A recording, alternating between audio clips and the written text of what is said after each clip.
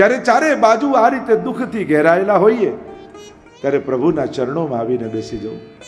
પ્રભુ સમસ્ત દુઃખોનું શમન કરશે. આગળ વર્ષા ઋતુ અને શરદ ઋતુનું વર્ણન આવ્યું. વેણુ ગીતની કથા આવી.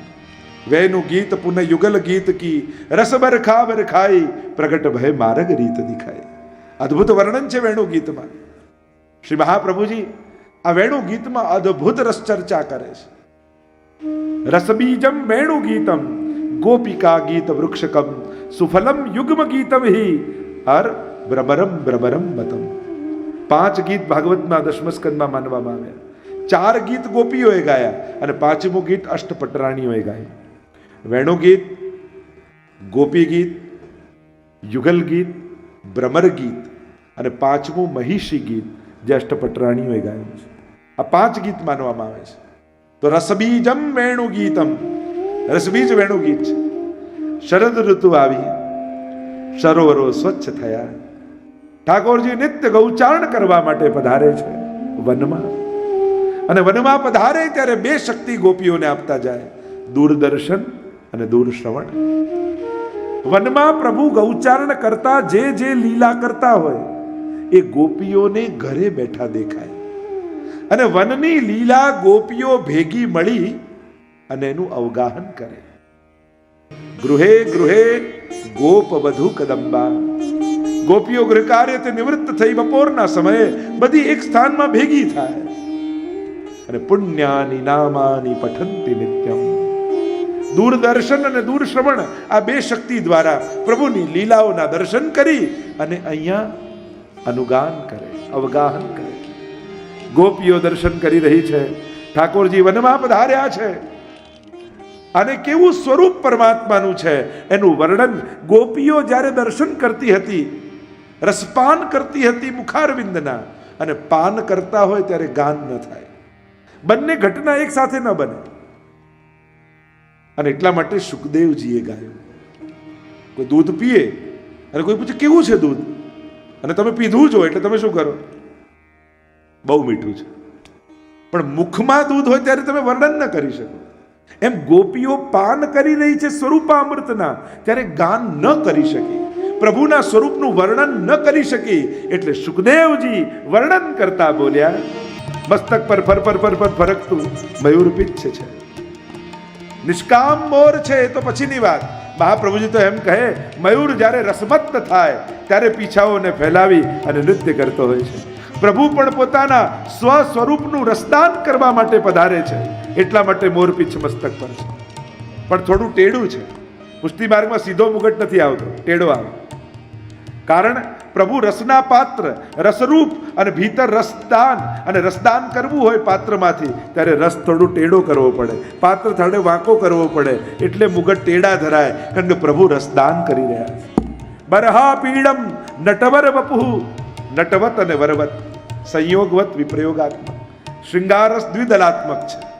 ચણાની 2 ફાંક હોય ને એને દ્વિદલ કહેવાય. તો પ્રભુના રસરૂપની પણ 2 ફાંક, વિપ્રયોગ, સંયોગ.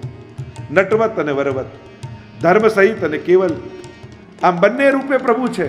નટવર વપુ કર્ણયો કર્ણિકારમ. કાન 2, પુષ્પ 1. ઉદ્દીપક રૂપ છે, ઉદ્દીપન વિભાવ રૂપ છે. જે રસનું દાન એ બાજુ ઠાકોરજી ખોસી લે. કર્ણિકાર વિપ્રદ્વાસ કનક કપીશમ. સોના જેવું પીળું પીતાંબર પહેર્યું છે. વૈજયંતીમ ચ માલા. વૈજયંતી માળા ધરી છે.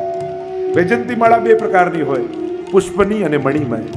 અહીંયા પુષ્પની માળા, વૈજયંતીમ ચ કહીને મહાપ્રભુજી કહે વનમાલા પણ ઠાકોરજીએ ધરી છે. કમર સુધી હોય વૈજયંતી માળા, ઘૂંટણ સુધી હોય ગોવર્ધન માલા, ચરણ સુધી હોય એ વનમાલા. તો વૈનમાલા પણ ઠાકોરજી ધારણ કરી છે. અને ઠાકોરજી અધર પર વેણુ પધરાવી વેણુના સ્વર ભરતા ભરતા ગાયો અને ગોપોની સાથે વૃંદાવનમાં પ્રવેશ કરી રહ્યા છે. અને ઠાકોરજીનો વેણુનો નાદ આખાએ વ્રજમાં વ્યાપ્યો. જડને ચેતન કર્યા, ચેતનને જડ કરી દીધા. આ વેણુ ગીતની કથા એ અનવસર સમયની કથા છે કે જ્યારે ઠાકોરજી પધારે છે વનમાં અને વેણુનાદ કરતા કરતા પધારે. 13 શ્લોકમાં ગોપીઓએ ગાયું. મહાપ્રભુજી કહે કાલાધિકો કૃષ્ણ, કાલથી અધિક કૃષ્ણ છે, કાળ 12 છે અને 13 શ્લોકમાં ગાયું. 13 ઘડીની લીલા, રાજભોગથી સંધ્યા આરતી સુધી સમય. લગભગ હવેલીમાં જોશો ને તો એટલો ટાઈમ 13 ઘડીનો હશે. 1 ઘડી એટલે 24 મિનિટ, લગભગ ગેપ આટલા ટાઈમનો હશે. અને એ સમયની લીલાનું વર્ણન ગોપીઓએ વેણુ ગીતમાં કર્યું છે. એટલે નિત્યની લીલા વેણુ ગીતમાં અને વર્ષોત્સવની લીલા એ યુગલ ગીતમાં છે. વેણુ ગીત એ કેવલ વેણુ વગાડવાની લીલા નથી, પણ નાદના પાત્રમાં ભગવાન પોતાનો સુધાનો રસ પધરાવી અને ભક્તો સુધી પહોંચાડી એમને સુધા સંબંધ કરાવે એ લીલા એ વેણુનાદની લીલા છે. એટલે આને ખાલી નાદ ન સમજતા, ખાલી સાઉન્ડ નથી કે કોઈ વાદ્ય પ્રભુ વગાડી રહ્યા છે અને એનું માધુર્ય લોકો સુધી સ્વર પહોંચી રહ્યા છે. ના, આ લીલા અલૌકિક લીલા છે. નાદના પાત્રમાં, સાઉન્ડના પાત્રમાં ભગવાને પોતાની સુધા પધરાવી છે. અને સુધાનો સંબંધ ગાયો, ગોપીઓ, હરણાઓ, અનેક લતા પતા, વૃક્ષો, ગિરિરાજજી, આ બધાને સુધાનો સંબંધ પરમાત્મા કરાવે છે. કારણ કે ભગવત સુધાનો સંબંધ થાય ત્યારે જ ભગવત પ્રાપ્તિનો અધિકાર સિદ્ધ થાય. અને પ્રભુ આ બધાને અધિકાર દાન કરી રહ્યા છે. ત્યારે ગોપીઓને સૌથી પહેલી ઈર્ષા વેણુ પર આવે. ગોપ્ય કિમાચરદયમ કુશલમ સ્મ વેણુ દામોદરાધર સુદામપી ગોપિકાનામ ભુંક્તે સ્વયં યદ વશિષ્ઠ રસમ હૃદિન્યો ઋષ્યત્વચોશ્રુ મુજુસ્તર્વો યથાર્યા. અરે આ વેણુએ એવું કયું ધર્મ કર્યું જેને અમે નથી જાણતા? વેણુ કહે બીજો તો કોઈ ધર્મ નહીં, પણ પ્રભુ જેટલું વગાડે ને એટલું જ વાગું છું, એટલે પ્રભુને ગમું છું. મારા કોઈ સ્વર નથી, મારી પાસે કેવલ શરણાગતિ છે. બસ એ શરણાગતિનું બળ એવું છે કે પ્રભુને પ્રિય થઈ છું અને પ્રભુની સાથે રહું છું. ગોપીઓ કહે અરે આ હરણીઓને તો જુઓ, પશુ તો મૂઢ કહેવાય, પણ એની આંખમાં મને પ્રેમ દેખાય છે. ધન્યાસ્મ મૂઢ મતયોપી હરિણ્ય એતા યા નંદ નંદન મુપાત વિચિત્ર વેશમ. આ વેણુનો નાદ કેવો! કેવલ પ્રેમ ભરી દ્રષ્ટિથી પ્રભુને જોઈ લો ને તો એને સેવાના ઉડકાર આવી જાય, એની પ્રસન્નતા વ્યાપી જાય. અરે આ ગાયોને તો જુઓ, ગાવશ્ચ કૃષ્ણ મુખ નિર્ગત વેણુ ગીત પિયુષ મુત્ત ભીત કર્ણ પુટઈ પિબંત્ય. પોતાના કાનને દૂના બનાવી ઠાકોરજીની સુધાના પાન કરી રહ્યા. વાટકી ન બનાવ્યા, દૂના બનાવ્યા. દોના કોને કહેવાય? દોના, વહી દોના. વાટકીમાં તો આજે દૂધ પીએ અને કાલે ધોઈને છાશ પી લઈએ, પણ દોના એને કહેવાય જેમાં એકવાર એક જ રસ પીવાય. દોના. એકવાર ભગવદ રસ પીધો, હવે આમાં સંસારનો રસ નહીં પીએ, એટલે દૂના બનાવે. કોળિયો મોઢામાં રહી ગયો વાછરડાને, નથી ઓગળી શકતો, નથી નીકળી શકતો. અરે આ પક્ષીઓને તો જુઓ, પ્રાયો બતામે વિહિકા મુનયો વનેસ્મિન. પોતાની ચંચળતા છોડી આંખ બંધ કરી પ્રભુની સુધાના રસપાન કરી રહ્યા છે.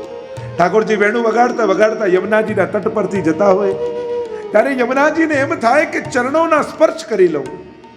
નદ્યસ્તદા તદુપધાર્ય મુકુંદ ગીતમ આવર્ત લક્ષિત મનોભવ ભગ્ન વેગા આલિંગનમ સ્થગિત મુર્મિ ભુજૈર મુરારે ગૃહણંતિ પાદ યુગલમ કમલોપહારા. પોતાની ભુજાઓ પોતાની લહેર રૂપે ફેલાવી પ્રભુના ચરણ પકડવા જાય. પણ પ્રભુના ચરણ દૂર હોય એટલે શું કરે? ઠાકોરજીની ચાલ કેવી છે? હંસ જેવી. એક એક પગ ઊંચો કરે, પધરાવે, બીજો પગ ઊંચો કરે, પધરાવે, ત્રીજો પગ ઊંચો કરે, પધરાવે. એટલે યમુનાજી આ નદીઓ શું કરે? કમલોપહારા. પોતાની અંદર ભ્રમર પેદા કરે અને કમળ ઉછાળે, અને ઉછાળે એટલે પ્રભુ જ્યાં ચરણ પધરાવાના હોય ત્યાં કમળ આવી જાય અને પ્રભુનું ચરણ કમલ પર પડે.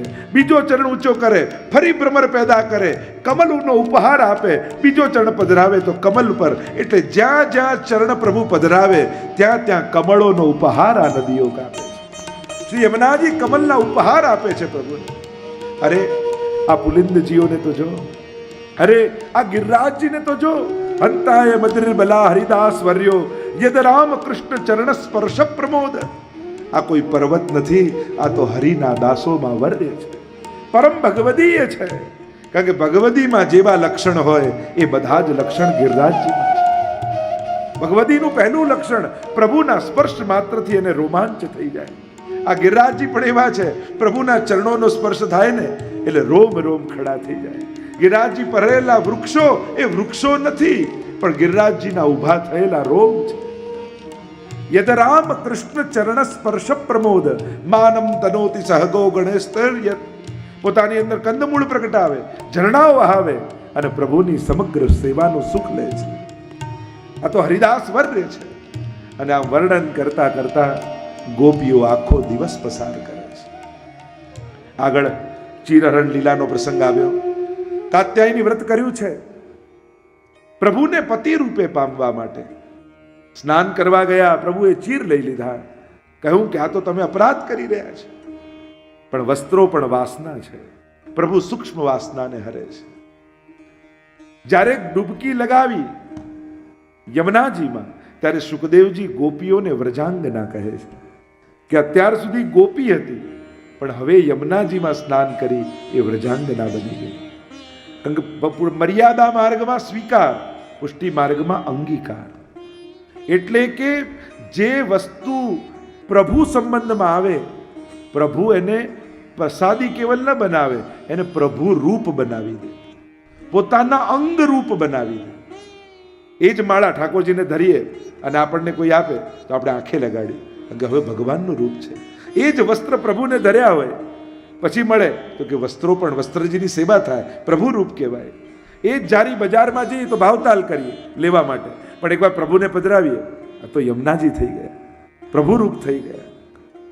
એટલે ગોપીઓ યમુનાજીમાં પધાર્યા અને રૂપ દેત આપ જૈસી 41 પદમાં કહીએ છે ને, સ્વયં યમુના રૂપ ગોપીઓ બન્યા, યમુનાજી હૃદયમાં બિરાજ્યા. હવે ગોપીઓ રાસ માટે તૈયાર થઈ, તનુ નવત્વની પ્રાપ્તિ થઈ. શ્રી યમુનાજી તનુ નવત્વ આપનારા છે. આગળ ઋષિ પત્નીઓ ઉપર કૃપા કરી એની લીલા આવી. નંદ બાબાને યાદ આવ્યું કે દર વર્ષે ઇન્દ્રનો યજ્ઞ કરીએ છીએ, વર્ષ પૂરું થવા આવ્યું, હજી યજ્ઞ કર્યો નથી. અને બધા વ્રજવાસીઓને સમાચાર આપ્યા, રાતના સમયે નંદાલયમાં ભેગા થાઓ, બધાને જરૂરી સૂચના આપવાની. સમગ્ર વ્રજવાસીઓ નંદાલયના ચોકમાં ભેગા થયા. ઉપર ઉભા રહીને નંદ બાબા કહેવા લાગ્યા, વ્રજવાસીઓ સાંભળો, દર વર્ષે ઇન્દ્રનો યજ્ઞ કરીએ છીએ. આ વર્ષે વર્ષ પૂરું થવા આવ્યું, હજી સુધી યજ્ઞ થયો નથી. બધા પોતપોતાના ઘરે જઈને ઉત્તમમાં ઉત્તમ સામગ્રી સિદ્ધ કરો, કાલે આપણે ઇન્દ્રનો યાગ કરીશું. અને બધા જ વ્રજવાસીઓ ગયા છે, પોતપોતાના ઘરે ઉત્તમમાં ઉત્તમ સામગ્રી બનાવવા લાગી ગયા. એટલામાં પ્રભુ નિકટ આવ્યા નંદ બાબાના. 7 बरस को सांवरो बोलत है तुतराय. बाबा ये इंद्र कौन है? अरे लाला तू इंद्र को नहीं जाने, वो वर्षाना देव છે. વર્ષા લાવે તો ઘાસ ઉગે, ઘાસ ઉગે તો ગાયો ચરે, અને ગાયો ચરે તો દૂધ મળે, અને આપણો નિર્વાહ ચાલે. અને ત્યારે કૃપાળુ પરમાત્મા કર્મનો સિદ્ધાંત સમજાવવા લાગ્યા. પ્રભુ બોલ્યા, પિતાજી સબ કર્મ સે હોતા હૈ, પણ કર્મ કયું? જગન્નાથપુરીમાં જ્યારે બહુ મોટી ચર્ચા ચાલી, શ્રેષ્ઠ કર્મ કયો, શ્રેષ્ઠ મંત્ર કયો, શ્રેષ્ઠ ગ્રંથ કયો, શ્રેષ્ઠ મંત્ર નામ કયું, કર્મ કયું, આ 4 ચર્ચા થઈ. શ્રેષ્ઠ કર્મ, શ્રેષ્ઠ દેવ, શ્રેષ્ઠ મંત્ર અને આ શ્રેષ્ઠ ગ્રંથ. ચર્ચા ચાલી રહી છે. મહાપ્રભુજી ત્યાં પધાર્યા અને વિદ્વાનોને કહ્યું કે હું કહીશ તો તમને વિશ્વાસ નહીં આવે, પણ આ પ્રશ્નોના ઉત્તર આપણે સ્વયં જગન્નાથ ભગવાન પાસે લઈએ. અને ઇતિહાસ એમ લખે છે કે એ સમયે જગન્નાથ મંદિરમાં એક કાગળ અને કલમ રાખવામાં આવી. મંદિરના કપાટ બંધ કર્યા અને બીજા દિવસે જ્યારે દ્વાર ખોલ્યા ત્યારે એક શ્લોક લખ્યો હતો જગન્નાથ ભગવાને પોતે, એકમ શાસ્ત્ર દેવકી પુત્ર ગીતમ, એકમ દેવો દેવકી પુત્ર એવ, મંત્રોપેકસ્તસ્ય નામાની યાની, અને કર્માપેકમ તસ્ય દેવસ્ય સેવા. શ્રેષ્ઠ કોઈ કર્મ હોય આ જગતનું તે ભગવાનની સેવા છે. તમે માનવ સેવામાં માનતા હો તે માનવની અંદર ભગવાન વિચાર કરો, કારણ કે માનવ રૂપે જોશો ને તો તમે દયા ખાઈને મદદ કરશો. મહાપ્રભુજી આપણને સેવા શબ્દ આપે છે, નથી દયા શબ્દ કેવલ આપતા, મદદ નહીં, ઉપકાર નહીં, પણ સેવા. કારણ કે મદદ અને ઉપકાર આપણાથી નબળાને કરવામાં આવે. મહાપ્રભુજી કે તું મદદ ન કરીશ, તું ઉપકાર ન કરીશ, નહીં તો અહંકાર આવી જશે કે મેં આની મદદ કરી. તું સેવા કર, અને સેવા કરીશ ને ત્યારે તને એમ થશે કે આને સેવા કરવાનો મને ભગવાને મોકો આપ્યો, મારા પર ઠાકોરજીની કેવી કૃપા છે. એટલે જ આપણે ત્યાં કોઈને દાન કરીએ ને ત્યારે એને પગે લાગીએ, દાન લેનારને પગે. વિચાર થાય, મોટો કોણ, લેનાર કે આપનાર? આપનાર કેમ પગે લાગે? કારણ એ જ છે, કારણ કે આપણે એને એવી વસ્તુ આપીએ છીએ જે અહીંયા મૂકીને જવાનું છે. પણ દાન સ્વીકારી એ આપણને પુણ્ય આપે છે, જે આવતા જન્મમાં આપણને સુખ આપવાના છે. એટલે મોટો દાતા લેનારો છે, કારણ કે એ આપણને પુણ્યનું દાન કરે છે. સ્વીકારી આપણે એને વસ્તુનું દાન કરીએ છીએ. તો જે મોટું દાન કરે એને પગે લગાય. તો આપનાર કરતા લેનાર મોટું દાન કરે છે, એટલે એને પગે લાગીએ છીએ. કર્મ શ્રેષ્ઠ કર્મ પુષ્ટિ માર્ગ સિદ્ધાંત અનુસાર એ પ્રભુની સેવા છે.